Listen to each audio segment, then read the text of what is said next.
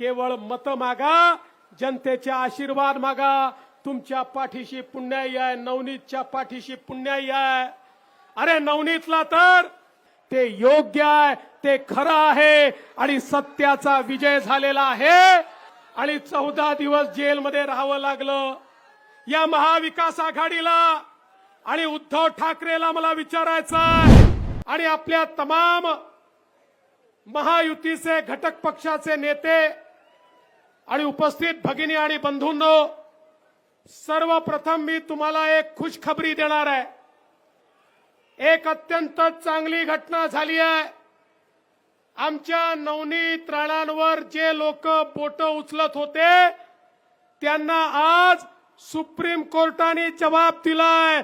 आणि आताच 10 मिनिटापूर्वी सुप्रीम कोर्टाचा निर्णय आलाय आणि सुप्रीम कोर्टाने नवनीत राणांचं सर्टिफिकेट पूर्णपणे वैध ठरवलेलं आहे.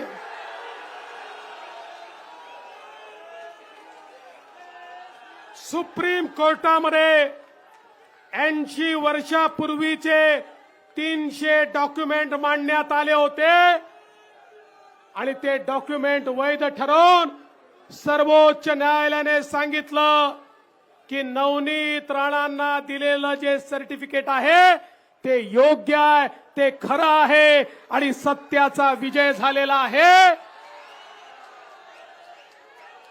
आणि जे लोक पोपटासारखे बोलत होते त्यांच्या थोबाडात झापड बसलेली आहे.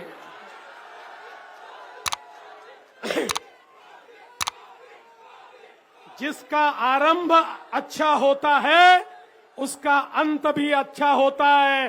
अरे फॉर्म भरायच्या दिवशी सुप्रीम कोर्टाचा आशीर्वाद मिळाला आणि काउंटिंगच्या दिवशी जनतेचा आणि मोदी साहेबांचा आशीर्वाद मिळून नवनीत राणा प्रचंड मताने या ठिकाणी खासदार होणार आहेत. याबद्दल आता कोणाच्या मनामध्ये शंका नाही. अनेक लोक अनेक गोष्टी बोलतात. मी तुम्हाला रवी राणाजी एवढंच सांगतो, परिंदों को मिलेगी मंजिल एक दिन, ये फैले हुए उनके पंख बोलते हैं.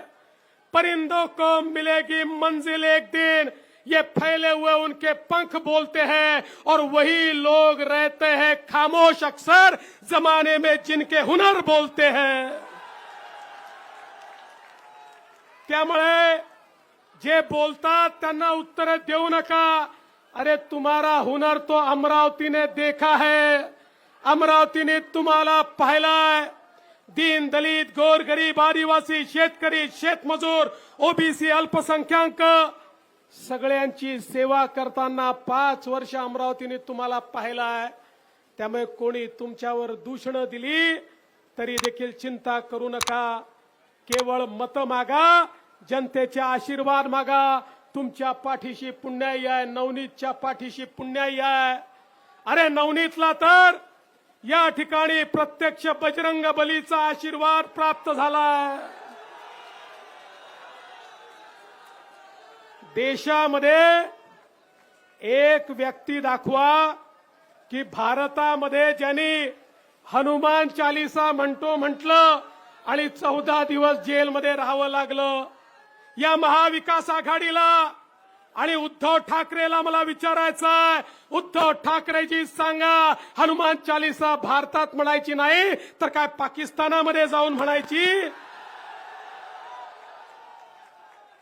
आणि यांची नियत कशी आहे बघा, महिलांच्या प्रति यांची नियत कशी आहे बघा.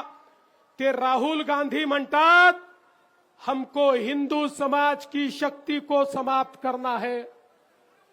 हिंदू समाजातली शक्ती म्हणजे काय? माझी आई अंबाबाई ही हिंदू समाजातली शक्ती आहे. दुर्गा माता हिंदू समाजातली शक्ती आहे. या ठिकाणी बसलेली सगळी मातृशक्ती ही खऱ्या अर्थानं आम्ही शक्ती मानतो. आमच्या मातृशक्तीला, आमच्या अंबाबाईला, आमच्या दुर्गा मातेला समाप्त करण्याचा प्रयत्न राहुल गांधी करतायत.